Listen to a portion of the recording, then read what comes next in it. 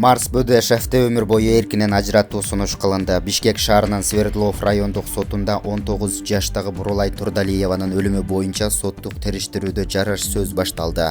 Сотто прокурор Марс Бөдөшевти 23 жылга кесүүнү сураса, ал эми жабырлануучулардын жактоочусу 23 жыл аздык кылат. Ал Марс Бөдөшевти өмүр бою эркинен ажыратууну сурады.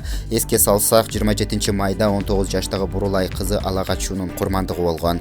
Жайыл райондук ички иштер бөлүмүндө өлтүрүлгөн. Кыргыз-казак интернет айдыңында тойлорго байланыштуу түрдүү видеолор байма-бай тарап келет. Баары билгендей эле кыргыз менен казактын каада салттары коёндой окшош. Бирок бүгүнкү күндө эки элдин тең салт санаасына туура келбеген салттардын видеосун социалдык тармактан байма-бай көрүүгө болот.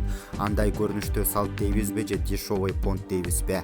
Кыскасы, эки жаштын тоюнда ок чыгаруу катуу модага айланып бара жаткан сыяктуу.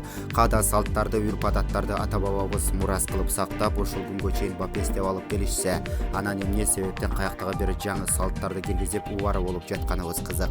Мындай көрүнүш Кавказ элинин качантан бери келе жаткан үрп-адаты десек болот. Алар үчүн бул кадимки көрүнүш жана өз салттан кармангандыктары. А биз болсо аларды жөн жерден туурап биз деле атсак болот. Эмнебиз кем экен деген караңгылык менен туурап жатабыз.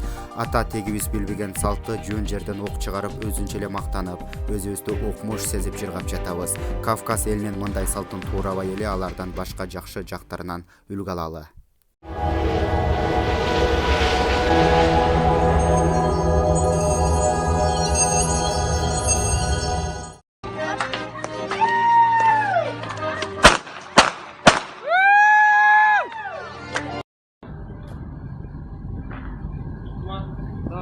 Биздин гиналар мыкты го, атак.